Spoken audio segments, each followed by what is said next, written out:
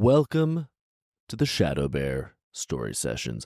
This is a podcast now with video if you're listening. Now we're on YouTube. You can check out the video. Podcast about super dark, brutally insane, hilariously insane folktales and fairy tales. We go through them one by one, have some laughs. At the end of the episode, I do an adaptation on how I would adapt it into a modern day movie or TV show. And on today's episode, got a story, old folktale from Grimm's fairy tales. We're going through the original versions of Grimm's fairy tales, the real grisly dark ones, titled The Singing Springing Lark. That's today's story. Let's get right into it. Oh, subscribe, like, do all that stuff. I always forget to say that. I don't promote this at all. I just like doing it. We begin. Once upon a time, there was a man about to go on a long journey, and upon his departure, he asked his 3 daughters what he should bring back to them.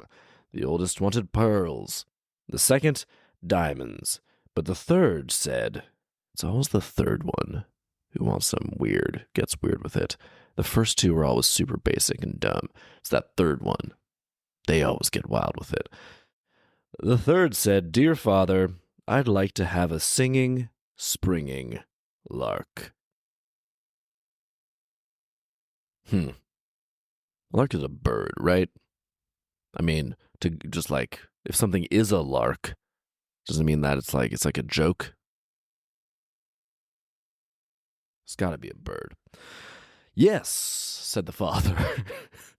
If I can get one, you shall have it. I'd want a backup. If I was this daughter, he does not sound confident. He's like, if I can get one, you shall have it. What if you can just find a normal lark? Huh? One that's not singing and springing. What if it can only sing? What if it can only spring? These are a lot of demands to put on a single lark, which I think is a bird. I really hope it answers the question here. Because, yeah.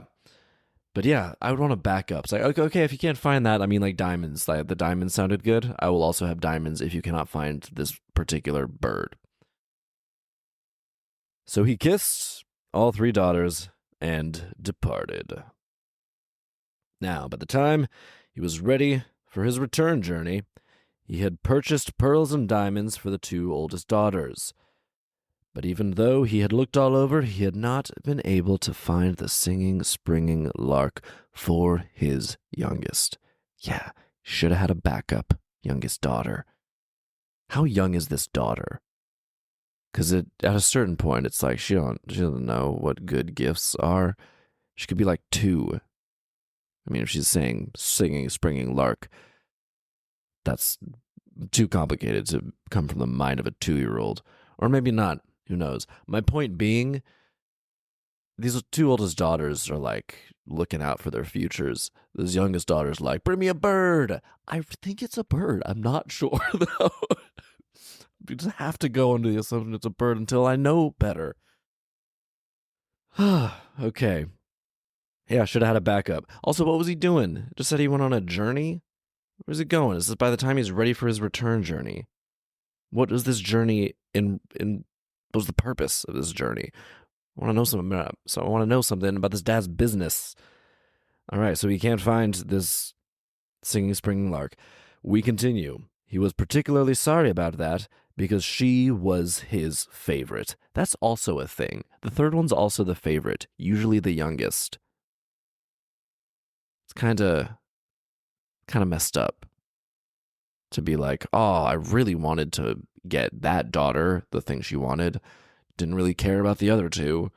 But, hey, in olden times, they did not care at all about playing favorites. They were very upfront about it. Modern days, you gotta figure there still are favorites, but we act like there's not, right? Be cool about it. Don't shove it in everyone's face. But apparently in folktales, they always say it. They always say it in these folktales. They're oh yeah, by the way, this one was his favorite. He likes this daughter the most. We continue. In the meantime, his way took him through a forest, in the middle of which he discovered a magnificent castle. Near the castle was a tree, and way on top of this tree, he saw a lark singing and springing about. Well, this is a good detour, Papa. Well done finding a singing spring lark, although it's all up a tree. Good luck there. Quote, "Well, you've come just at the right time," he said, quite pleased, and he ordered his servant to climb the tree and catch the little bird. It's a bird! Boom! I was right. It was a bird. All right, he sends a servant up a tree. This poor servant. Jesus. We continue. But when the servant went over to the tree, a lion jumped out from under it, shook himself, and roared so ferociously that the leaves on the trees trembled. Where's this lion come from? They're in a forest. There's no forest lions, are there? In olden times, did there used to be forest lions? Damn. Okay. I got forest lions entering the mix, protecting this dancing bird. Maybe they know each other. Maybe the forest lion is this like bird's muscle, or wife, or husband, or something like that. That could be a cool situation like that. Let's find out. The lion said, "If anyone tries to steal my singing, springing lark, I'll eat him up." So the lark belongs to the lion, or is their wife or husband, partner. Could be any of those as well. Not leaving that out of the realm of possibility here, but very possessive of them. "I didn't know the bird belonged to you," said the man, the servant. "Can I buy my way out of this?" Oh no, this isn't the servant saying this. This is the dad. He's trying to pay a lion. A lion doesn't have any need for your money. What are you doing here? "No," said the lion. "There's nothing that can save you unless you promise to give me the first thing you meet when you get home." What? "If you agree, then I'll not only grant you your life, but I'll also give you the bird for your daughter." All right, how he know it's for the daughter? That's a red flag right there. Why does this lion know that you didn't say it? He didn't say it at all. He just said, "I didn't know the bird belonged to you. Can I buy it?" Yeah, this is a red flag. Do not make this arrangement.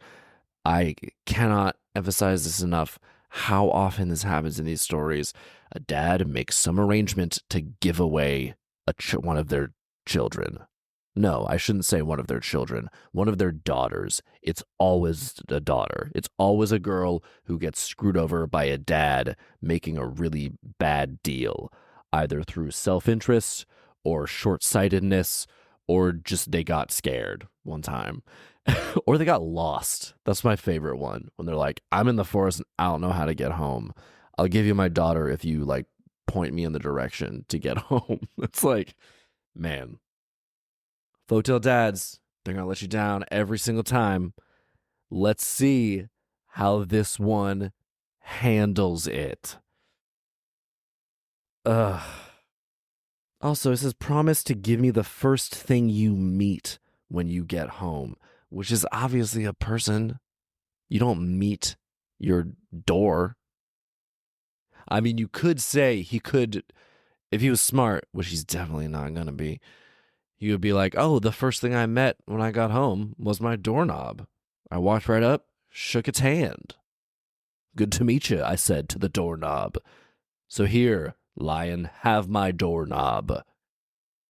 That would hold up, right? By the vague rules of this agreement. All right, we continue. Let's see how he plays it. However, the man refused. And he said, "That could be my youngest daughter. She loves me most of all, and always runs to meet me when I return home." Thank goodness. Are we going to have a good folktale dad for the first time ever? But the servant was very frightened and remarked, "It could also be a cat or dog." The man let himself be persuaded, took the singing, springing lark with a sad heart, and promised the lion he would give him the first thing that he encountered when he reached his house. Come on, guys. Guys, what are we doing out here? Dads? Oh my God. He said it. He was there. You had the right answer. You know it's not going to be a cat or a dog. What is this servant even talking about? They said he was frightened, which is why he said this. It doesn't make any sense. So he's scared and trying to like pacify and please the lion. Oh man.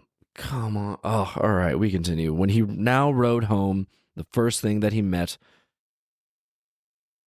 was none other than his youngest and dearest daughter. Just like shout from outside. Be like, okay, all of my children, go to your rooms, and I'll meet you when I'm ready. Just to like ensure it was a cat or a dog. Also, you don't really need the lark. You don't need it. It's wholly unnecessary. Even if it was a cat or dog that ran to greet you first, would you give away your dog for a bird? For a random bird that like jumps around a little bit? You don't know this bird. Your cat or dog is a loved member of your household, or at the very least, you know them and they're like around. I bet the daughter would rather have the pet that she knows than this bird. Is this bird even that important to the daughter? Is my point here. Just be like, no, we don't need it that bad. Bye. Like, my daughter will understand me not taking this huge risk with her life, giving her to a lion. This is so stupid. Oh my God. There was no threat. This actually, I think, is even worse than the ones where they were threatened, where the dad is threatened by like the devil or a beast, or they're lost and are gonna die. This, like, the lion wasn't like threatening to eat him if he didn't make the deal, right? Yeah. It said, if anyone tries to steal this lark, I'll eat him. It was like, okay, I'm not gonna do that then. Goodbye. He knew where he was going. He knew how to get home. Everything was fine. He did not need to do any of this whatsoever. This is just like, oh my God, this is so, I can't even. All right, we continue. Yeah, indeed, she came running up to him, threw her arms around him, and kissed him. As soon as she saw that he had brought her a singing, springing lark, she was even more overcome by joy. But her father could not rejoice, and began to weep. Alas, dearest child, he said, I've had to pay a high price for this bird. To get it, I had to promise you to a wild lion, and when he gets you, he'll tear you to pieces and eat you up. His daughter, okay, at that point, daughter's like, why did you do that? Why? I didn't need the bird that much. You just like offered a gift as you were leaving, and I was like, hey, it'd be cool to have a bird. I didn't need it that bad, Dad. Come on. What were you thinking? It was a bad call. That was a bad call, Dad. Oh man, this is so ridiculous. Oh, so stupid. But oh my God, I love it. We continue. Then he went on to tell her how everything had happened and begged her not to go there, no matter what the consequences might be. What do you mean begged her not to go there? This isn't up to her. This was never up to her. You're the one who made the dumb choice, Dad. We continue. Yet she consoled him and said, Dearest father, since you've made a promise, you must keep it.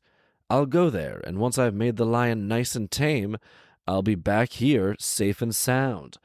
Oh, okay, so this daughter is either a boss, probably this is going to turn out to be what the case is, or incredibly naive and stupid. Granted, it is a talking lion that has the ability to make deals and barter. So, as far as lions go, that's not just like a wild, crazy, impulsive lion driven by hunger. This isn't a normal lion we're dealing with, is my point. This is an intelligent lion who outsmarted this dad. So, gonna be honest, maybe the daughter is like, this lion sounds cool and smart and can talk and is a lion. I kind of want to be friends with this lion. Also, the lion, like, at no point showed, the intention to eat whatever the dad gave them. He had a bird up in the tree.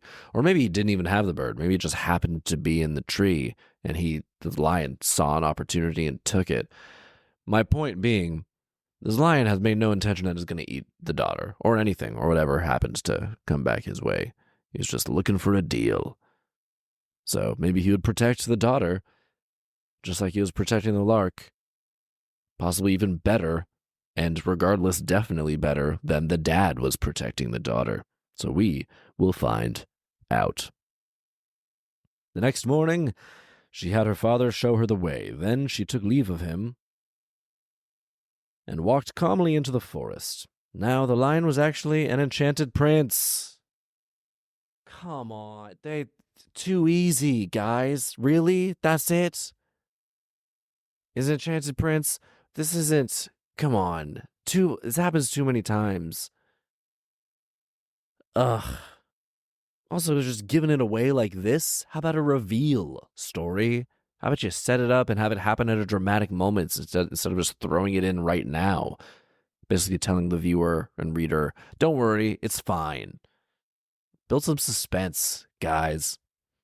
We continue. During the day, he and his men were lions, and during the night, they assumed their true human forms. So there's just day forest lions? It's kind of cool, actually. There was a previous story where a series of princes had to be animals for like either 6 days or 6 weeks or 6 months, which is a long time to have to be an animal before you get like a day or a week or a month proportionate to the amount of time they were animals as a human. This situation, you're just a day lion and you get to be night man, which is pretty cool. I'm down with that arrangement, right? Although if you live in a forest, it might be more useful to be a night lion because that's when, predators seem to come out more, probably. I don't know. I don't know the ecosystem of wherever this forest is. We continue. When she arrived there, she was welcomed in a friendly way, and the wedding was celebrated. All right, so they got married right away? She didn't have any say in this matter? More of these old stories and folktales just treating women like property? Yikes. But I guess she arrived at night. If she, Wait, no. As soon as night came, the lion became a handsome man. So when she got married, so she married him as a lion. He was a lion when they got married. So that means it was just her and him and his men who were all lions. So her and just a bunch of lions doing a wedding ceremony, like right when she got there. She's like, "Oh, hey, I'm the daughter of that guy. I met him first, so I came." Which also means like Lion doesn't know. Lion doesn't know what he met first. Do my doorknob routine. Doorknob routine was a good plan. The doorknob plan was good, guys. I amused myself. All right, so now it's night. As soon as night came, the lion became a handsome man, and so they stayed awake at night and slept during the day, and they lived happily together for a long time. That worked out fantastic. Sounds like she's happy. All right, there's a lot more to this story, by the way. This is a long one. One day, the prince came to her and said, "Tomorrow there will be a celebration at your father's house because your oldest sister is to be married. If it would give you pleasure to attend, my lions will escort you there." Yo, this is pretty baller. This Prince Lion and his lion men. Like, that's dope to be married to a prince lion, half man, half the time, which and this and that. That is awesome. If I were his youngest daughter, I'd be like, yo, let's roll up. I'm going to roll up to my sister's wedding deep. Just rolling deep with a team of lions. That was a baller as hell move. I'm in. I would for sure be like, yes, we are going 100%. This also begs the question, how is this lion so in tune with what's going on with her family and she isn't? It's like, let her still be in touch. There's no reason why she can't just like run home and be like, hey, it actually worked out. That lion, he's like a prince and he's only lying half the time. We're really happy together and everything's going great. Also, if you need any help from like a team of lions, I totally have access to that now. So let me know. All right, we continue. She replied that yes, she would very much like to see her father again. So yeah, I guess she hasn't seen him at all. And she went there, accompanied by the lions. There was great rejoicing when she arrived, for they had all believed that she had been torn to pieces by the lion and had long been dead. It couldn't have just popped over real quick, eased those fears. But she told them how well off she was and stayed with them just as long as the wedding celebration lasted. Then she went back to the forest. Why? Why can't she like hang out more? There's no rules around this, right?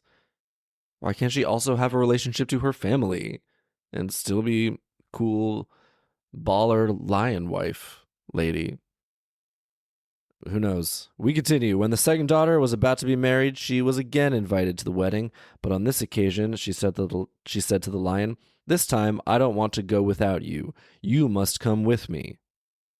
What? So the first time she just went with her lion husband's lion friends, but not her lion husband? That's weird. Why that? Why did you do that? Why not go with your husband too? If I was her family, like her sisters or dumbass dad, who's probably looking at that bird like, you stupid bird, watching that bird sing and spring all over the place like I traded my favorite daughter for you. It's so stupid. I hate you, bird. But yeah, if I were them, I don't want to meet. I'd be like, you're married to a lion prince? Where's he? Can we meet him? Bring him. Jesus. Okay. But yeah, she's like, this time you're coming with me. However, the lion didn't want to attend the wedding and said it would be too dangerous for him because if a ray of light were to fall upon him, he would be changed into a dove and have to fly about with the doves for 7 years. All right, well, that's dumb, but don't do it then. Definitely don't do it. Have them come into the forest. That makes sense why he's in the forest. Have them come into the forest. Be like, yeah, we can meet you. Just like pop into this forest. Don't even have to go that deep. Just into the forest. And then we'll meet. It'll be great. But that's not what happens. We continue. But she wouldn't leave him in peace. Come on, lady. And said that she'd be sure to take good care of him and protect him from the light. What are you talking about? What do you mean protect him from the light? Is he going to be just like under an umbrella or something this whole time? There's like some giant weird dome umbrella that you're going to have to be carrying around to keep him protected from the sun. That's not a cool way to meet your in-laws. I'm with the lion on this point. It makes sense. Also, I guess it's sort of like a head of the snake situation where if light falls on his men as in their lion forms, then they won't turn into doves. But since he's like the key figure in all of this, if he gets hit with sunlight, then they all turn, sort of all hinges on him. I don't know, but come on, daughter. Or I guess now we don't have a name. Why do they don't give names to these people? Youngest daughter, but now she's also lion wife. I don't know how to refer to her. They've given her no characteristics of her own. We only know about her in relation to the two men in this story. She is the youngest daughter, or she is the lion wife. That's messed up. Give us more identifiers about her. We don't even know her like personality. She was kind of a boss in terms of like going out and like becoming the lion wife. So we'll just call her Cool Boss Girl, is what we're gonna call her. So yeah, but now I don't know if she can be Cool Boss Girl now because she's being real stupid, and her lion husband might get turned into a dove just to meet her family, which they can totally do in the forest. We continue. So they went off together and also took their small child with them. When did this happen? They got a little lion cub. That's adorable. Good for them. Once there, she had a hall built for him, so strong and thick that not a single ray of light could penetrate it. All right, that's a pretty good plan, actually. That was the place where he was to sit when the wedding candles were lit. However, its door was made out of green wood, and it split and developed a crack that nobody saw. Okay, but it's the door, though, right? So just like make sure that it's not facing where the sun sets or something, and he's, you should still be able to see it before it hits him, or it should just be contained to one area, one side. But we know it's not going to happen. We know it's going to happen. Come on. We continue. Now the wedding was celebrated in splendor, but when the wedding procession with all the candles and torches came back from the church and passed by the prince's hall, a very, very thin ray fell upon the prince, and he was instantly transformed into a dove. Okay. So this is when all the candles and torches came back from the church? So it wasn't even the sun. It was a ray of light from the candles and torches. So he just can't be around light. So he just had to. So that was the plan for them to just for him to be in this weird hall in darkness all the time. That sucks. Like, no, I don't want to go do that. I understand the lion's perspective here. So, yeah, he totally should not have gone to this. It was stupid as hell. We continue. When his wife entered the hall to look for him, she could find only a white dove sitting there. And he said to her, "For 7 years I shall have to fly about the world, but for every 7 steps you take, I shall leave a drop of red blood and a white feather to show you the way. And if you follow the traces, you'll be able to rescue me." What? What are we talking about here, guys? What? This makes no sense. For 7 years, I shall have to fly about the world. But for every 7 steps you take, I shall leave a drop of red blood and a white feather to show you the way. And if you follow the traces, you'll be able to rescue me. There's so much math going on here. So he's got to fly around for 7 years. Also, what does it even mean, rescue me? In 7 years, he's going to turn back, right? That's it. Anyway, so he's got to fly around, apparently, for 7 years. But for every 7 steps she takes, a little drop of blood comes off him, and then she can follow that. She should just start taking a ton of steps. But then would he suffer from blood loss? There's so much weird math going on here. Just be like, I don't know what's going on with that. I don't want you to bleed out or anything though. So I'll see you in 7 years. That's it's bad. It's bad, but it's not awful. And I don't know what this blood situation is. That sounds dicey because you're a bird. You can't have that much blood in you, right? Be real worried about walking though. 10,000 steps. If you're trying to get your 10,000 steps in, this is doing some damage to this bird. if you're trying to get your steps in. So, good luck with this, guys. This really convoluted system. Then the dove flew out the door and she followed him. At every 7 steps she took, a little drop of blood and a little white feather would fall and show her the way. Again, the way? What's the way? To rescue him? What are you going to do? You just catch him? Then what? So we don't even know. We don't even know like the stakes or the possible resolution here. This is just meandering nonsense. Thus she went farther and farther into the wide world and never looked about or stopped until the 7 years were almost up. Well, she's not, then what's even the point of it? Of trying to, he's gonna turn back in 7 years after like year number 4. She's like, I'm not gonna find him, right? Like, this isn't working. She was looking forward. All right, this is so stupid. We continue. She was looking forward to that and thought they would soon be free. You've always been free. She has always been free. Nothing has ever encumbered her. This is only this guy having to fly around for 70 years. And always was going to turn back by the end, right? It didn't say he was like gonna die if she didn't like catch him or was with him at the end of the 7 years. Oh my God. She was looking forward to that and thought they would soon be free, but they were still quite far from their goal. What is their goal? What is their goal? This makes no sense. Once, as she was moving along, she failed to find any more little feathers or little drops of blood. I don't know why it's even valuable that she finds these, because nothing's happening. She's not doing anything with them. She's not progressing towards anything. And when she raised her head, the dove had also vanished. Quote, I won't be able to get help from a mortal, she thought.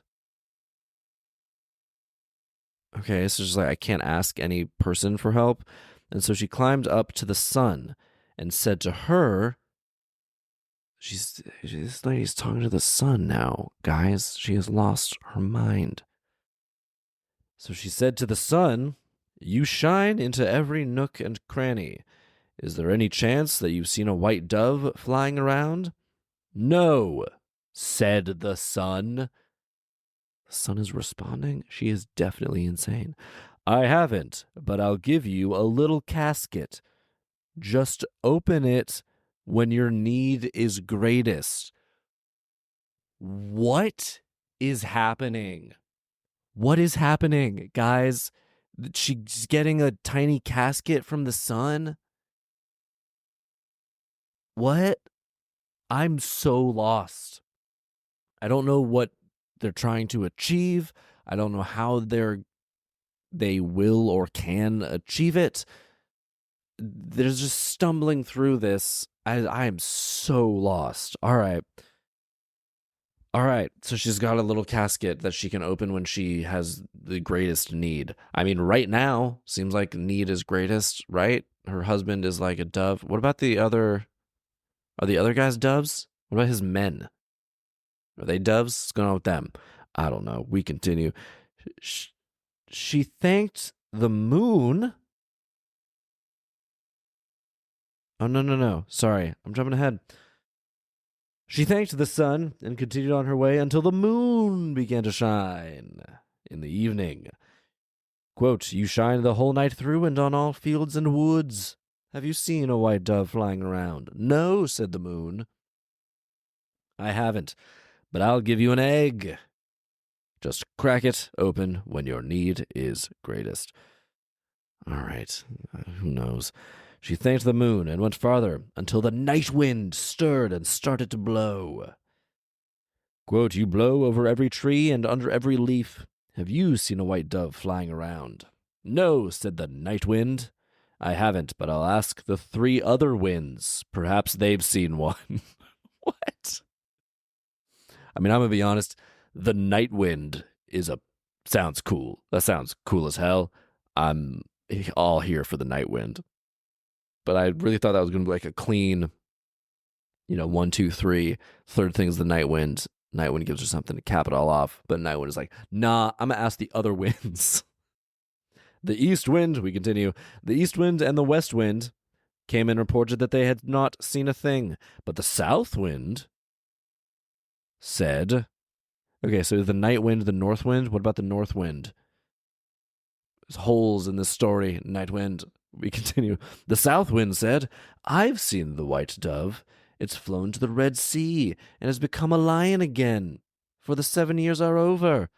Right now, the lion's in the midst of a battle with a dragon, which is really an enchanted princess. What is happening in this story, you guys? I am so confused. So now the 7 years is up, and he's back to being a lion, as we knew he all would, which means the last 7 years of this lady's life basically wasted. So, and now that the 7 years is up, he's a lion, and he's fighting a dragon. But it's not a dragon. It's a princess. What the hell is going on in this story? So is she going to be like jealous? Like, oh, hell no, this princess is not going to kill / marry my husband? Who knows what's going on here? Then the night wind said to her, here's what I would advise you to do. Thanks, Night Wind. Thanks for chiming in and giving us some direction here, because this is chaos right now. Here's what I would advise you to do. Go to the Red Sea, where you'll find some tall reeds growing along the shore.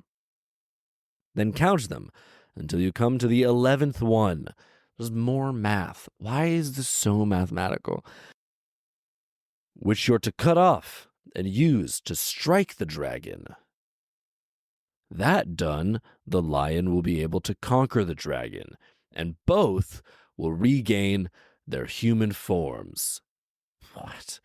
After that, look around, and you'll see a griffin sitting by the Red Sea. There's a griffin now? Get on his back with the prince, and the griffin will carry you home across the sea. Okay. We continue. Now here's a nut for you. When you cross over the middle of the sea, let it drop. A nut tree will instantly sprout out of the water, and the griffin will be able to rest on it. If he can't rest there, he won't be strong enough to carry you both across the sea. So if you forget to drop the nut into the sea, he'll let you fall into the water. Oh my God, you guys. This is... Who the hell wrote this? Okay, if you're coming up with this story, at what point do you stop and be like, all right, maybe I'm creating a little too convoluted of a web here and just sort of like throwing a bunch of stuff at the wall? This is madness, you guys. Like, this is... Wow, I'm almost impressed at just the sheer level of chaos in this story. It's kind of beautiful. Like, I give these stories a hard time and tear them apart for when they're like insane and chaotic and don't make sense. But I also really love it. Like, I'm gonna be honest. It's chaos and it's not good storytelling, but I am here for it. Okay, let's go. So now she's got to get there. She's got to get there to go to the reeds and get the 11th reed, stab the dragon. Then, only then, after she stabs the dragon with the 11th reed, will her husband, the lion, be able to kill the dragon. Then look over. Hey, there's going to be a griffin there. Hop on that griffin. But make sure that when you are on the way to your husband, who is currently mid-fight with the dragon, make sure you remember, drop this nut in the ocean or in the Red Sea, so that when you're on your way back, the griffin, who, remember, is going to be there after your husband kills the dragon, after on the way back with the griffin, he'll be able to rest there, and then he's going to be able to take you back. Otherwise, if you don't, he's going to drop you and you're going to drown. So All right, sound like a good plan? Here you go. Take this nut. Good luck. Thumbs up. Man, you guys, let's do it. Don't forget that nut, though. We continue. She went there and found everything as the night wind had said. All right, so she went there, but did she remember to drop that nut? Sounds dirty when I say it like that. I don't know why. She counted the reeds by the sea, cut off the 11th, and struck the dragon with it. All right. That seems too easy, right? She just did it. How you get close enough to a dragon with a reed? Just hit it. It's a dragon. It's not going to let you get that close, especially when it's been mid-fight with a lion for that long. It's going to be pretty on guard at that point. We know it's awake. I mean, how long have they been fighting at this point? Jesus. All right, so she struck the dragon with it. Consequently, the lion defeated the dragon, and both immediately regained their human forms. Great. Plan's going good so far. But when the princess, who had previously been a dragon, was set free from the magic spell, she picked the prince up in her arms, got on the griffin, and carried him off with her. Twist, you guys. Oh my God. That is a huge twist. Oh man. Okay, I gotta take a break. I'll be right back. 1 second. All right, I am back. Oh my God. God, what a twist. Okay, but wait. So, but the lion defeated the dragon, right? So does defeated mean killed? I guess not. But then what does defeated mean? If the princess, who after being defeated was still so strong that she could just literally pick up the prince, jump on the griffin, grab the prince, jump on the griffin, and just fly away. She doesn't sound defeated at all. She sounds very strong and capable. And what? Could the prince do nothing to prevent this? Was he just like so exhausted from winning the fight, which it definitely doesn't sound like he won, that he just like let himself be carried away by this random lady who, why were they, we don't have an explanation. Why were they fighting to begin with? How did he get into a fight with a dragon right after turning back into a lion? What was going on there? My God, there's so many questions here. But man, what a twist. The princess, who, again, I don't understand in what way she was defeated if she was able to do this, just grabbed this guy, jumped on a griffin, and took off. Wow. Okay, I am reeling from this twist. I'm so into this story, you guys. I love this story. We continue. So the poor maiden, I mean, she's a princess. She's not a poor maiden. She's a princess at this point. She's married to a prince. So the poor maiden, who had journeyed so far, stood alone and forsaken again. However, she said, I'll keep going as far as the wind blows and so long as the cock crows until I find him. I don't know about that, right? Like, live your life. Stop living your life on the terms of these men in your life, right? Your dad made a deal. That's not on you. Be like, I'll know, Dad. Deal with it. I'm not going anywhere. But no, she's like, you made a promise, so I will sacrifice literally my entire future because you made a bad deal with a lion. Boom. Following her, just living on her father's terms. And now she's with this lion, living on the lion's terms. The one time she like took a stand was like, you got to come with me, even though you might turn into a dove. And then, of course, turned into a dove. That was the one thing she like took a stand on. It was not the moment. It was not the time to do it. And now she's like still super devoted. It's like, I will find you, whatever it takes. Why couldn't the prince just like come back once he became a lion again? Man. Also, it's definitely a little bit on him, right? That he got carried away on the griffin. That doesn't make sense. If he defeated the princess, I feel like he's not totally blameless in this happening. I mean, I'm not trying to blame the victim here, but I just don't understand how he was victimized in that way. How that happened. This doesn't make sense. But regardless, get out of here, lady. Live your life. You don't need this. I don't know what's going on with this lion prince, but you don't need this anymore. You can do stuff. You got a great life story. Write about it. Sell those book rights in olden times. I don't know. Do something. You're cool. Dad, have a better life than this. You've spent the past 7 years following drops of blood, bird blood. That's weird and gross and not fun. And to take a vacation. Just do something for you. You know what I'm saying? We continue. Man. And off she went and wandered a long, long way until she came to the castle where the two were living together. Okay, what now? This prince and princess are living together? Hell no. That is not okay. All right, we know now. The princess left her. This prince is lion prince. He left her for dragon princess. Come on. Get out of here. You don't need this man. Girl, you don't need this man. Get out of here. Go home. Live your life. Go wherever you want. You're very cool. You talk to the night wind. Just go talk to the night wind again. Be like, hey, night wind.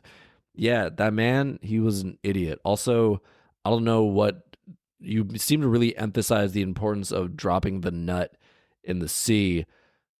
I don't know if we never touched on that again. If whether or not I even did that was not clear, and the consequences of it also we have not been addressed in any way. But regardless, hey, that prince, the one who I was talking about, I journeyed so far, 7 years and all that, and went over there and helped him defeat a dragon. Yeah, he ran away with the dragon. Isn't that crazy, Nightwind? Oh man, can you help me out? Let's hang out, Nightwind. Trying to chill with you, Nightwind. I don't know. He's a cheating man. He's cheating now. He's married to the maiden. He's married to this woman, and now he's living with the princess. It doesn't say he's being held prisoner. It says the two were living together. Yikes. We continue. Then she heard that their wedding celebration was soon to take place. Come on. Get out of there. He left you at this point. He's moving on. He's a dick. He's a horrible person. He's not a good partner. He's not a good husband. But he's moving on. You just take your life back. You don't want to be with this man. He's a bad guy. He's a bad person at this point. I mean, I don't know if I should feel bad for saying this, but the maiden lion princess did force him or convince him to go to the situation that ultimately turned him into a dove. And she was like, no, I'll make it all fine. Don't worry. Nothing's going to happen. You're going to stay a lion. But then he did get turned into a dove and then had to fly around while bleeding for 7 years. So he might be kind of pissed about that, if I'm being honest. And I don't know if I can blame him. Because it says he's like, no, he says he put up a fight and really didn't want to go. And it says she wouldn't stand for it, right? What was the wording of that? Yeah, she wouldn't leave him in peace. So, I don't know. I didn't think about that before.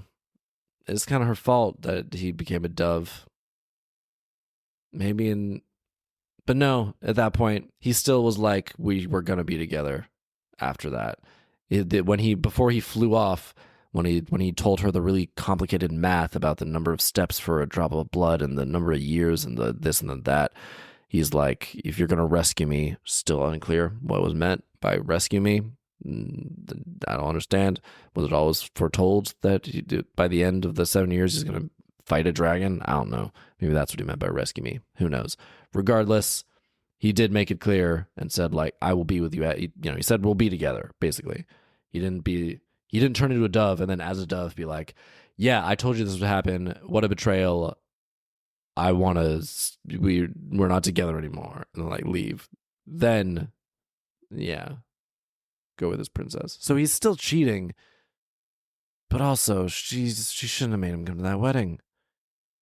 So I guess I'm on her. Yeah, I'm on her side still because they're technically together. So there's no excuse for just being randomly running off with a princess and then marrying dragon princess. No excuse for that. Yeah, but man, there's so much going on in this story. We continue. So the wedding will soon take place. Quote, God will come to my aid, she remarked. What? As she opened the little casket that the sun had given her. What now? All right, it's very telling. I find it very interesting that her moment of greatest need is not when her husband is fighting a dragon, but when her husband is cheating on her. Interesting. That is. So that means her husband dying, potentially dying, possibly dying if she doesn't. Her husband possibly dying is not as dire of a situation in her mind as her husband cheating on her and marrying a new person. That's funny. We continue. There, okay, so she opened the casket that the sun had given her. There she found a dress as radiant as the sun itself. She took it out, put it on, and went up to the castle. That's what it provides, not like a solution to the situation, just like a, hey, you're going to go look great, honey. That's what it is. It's like, go up here. He's going to eat his heart out. Like, come on.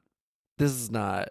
I was expecting something a little more like magical and dramatic than just like a stunning dress that she's going to look great in. Like, come on, guys. Everyone at the court and the bride herself stared at her. The bride liked the dress so much, she thought it would be nice to have it for her wedding and asked if she could buy it. What? Does she not recognize her? She's like, oh, you were that lady who hit me with a reed right before me and my now partner turned back into our human forms, and I grabbed him, jumped on a griffin, and flew away from you as you stood there screaming after us, presumably.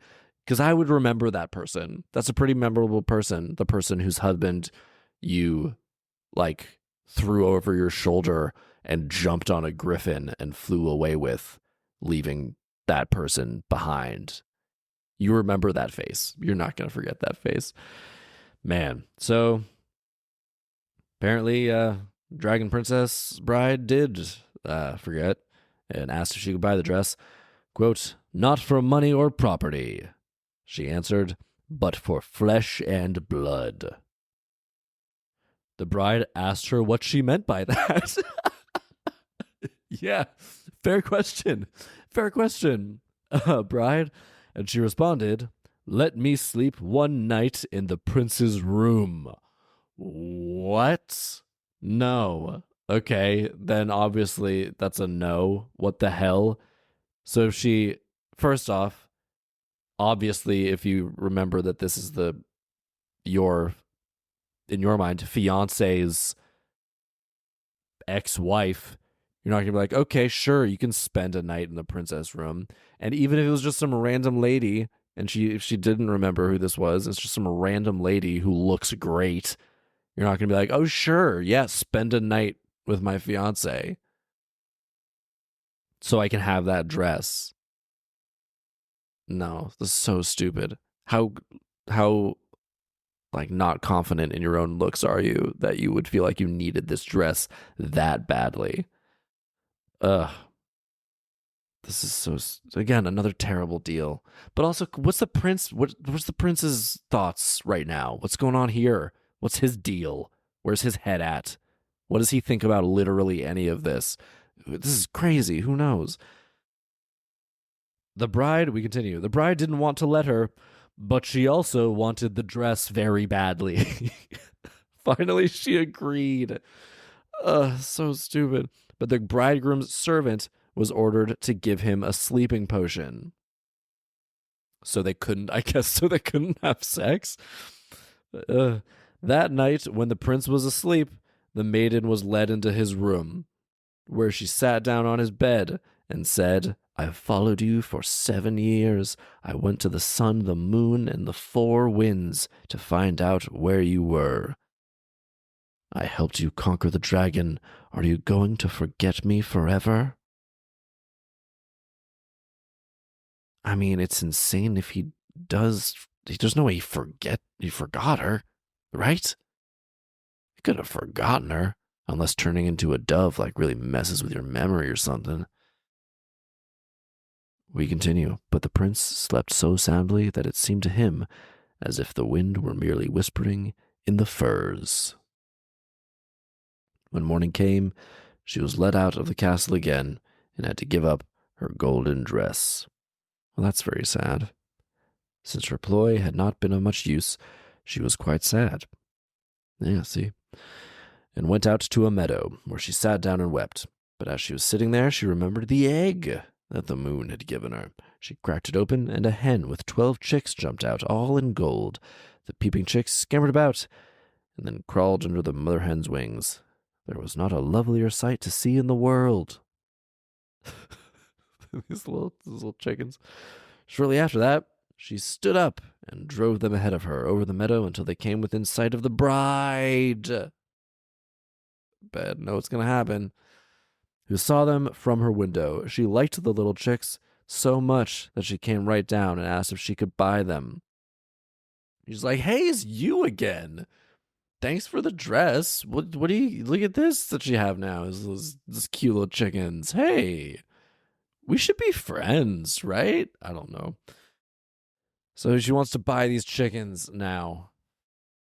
"Not for money or possessions, but for flesh and blood. Let me sleep another night in the prince's room." Come on, lady.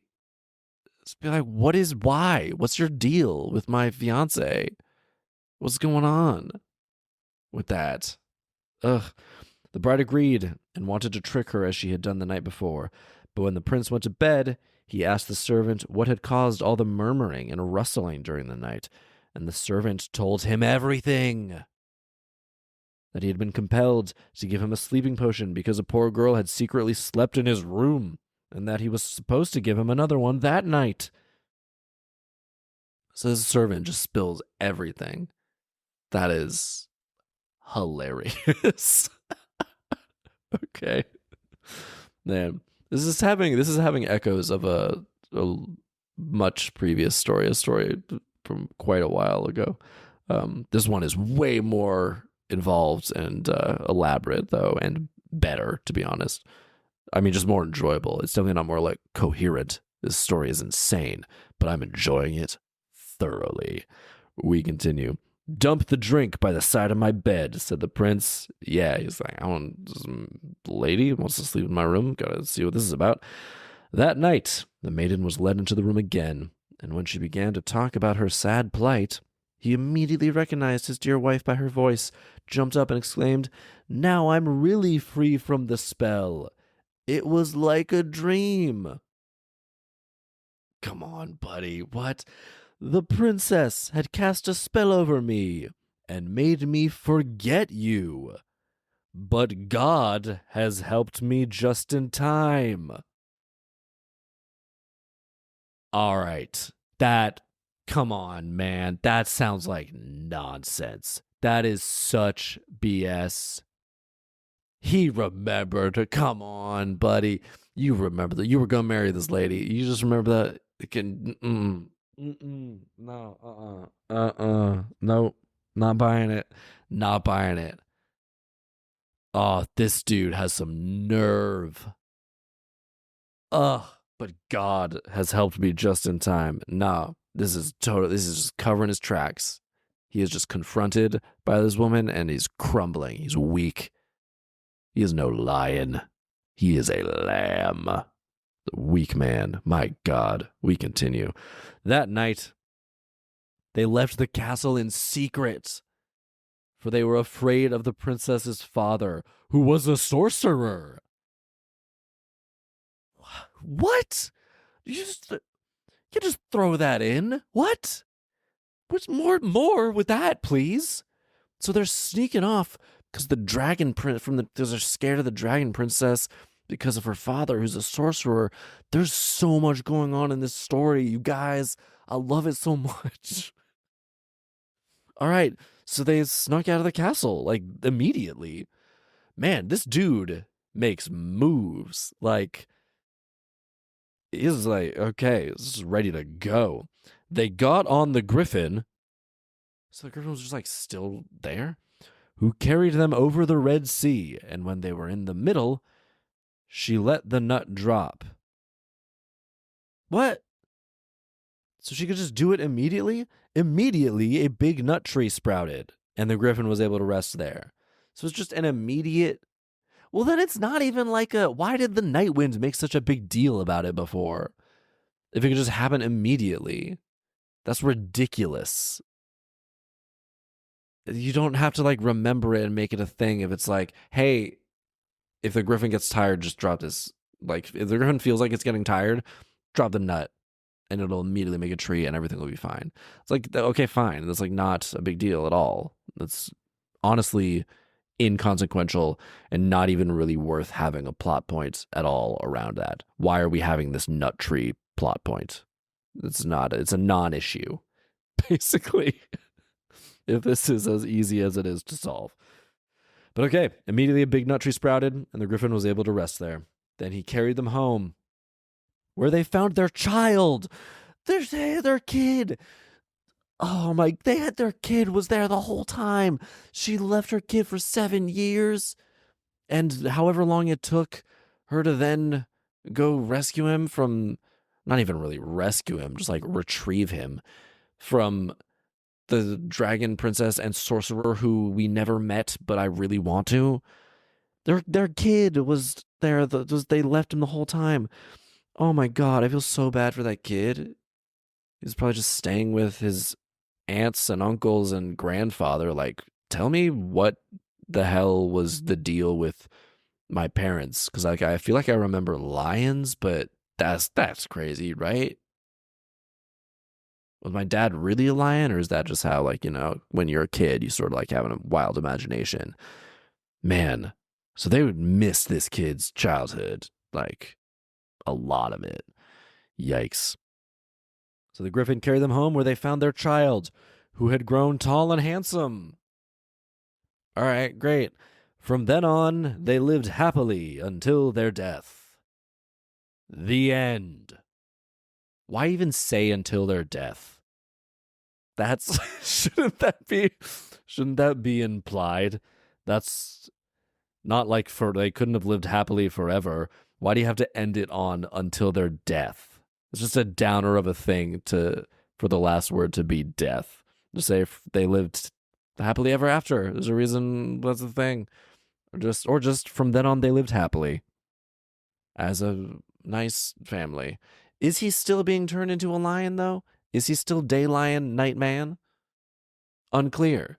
Or is the dove situation and that whole ordeal, did he like earn being a man forever now?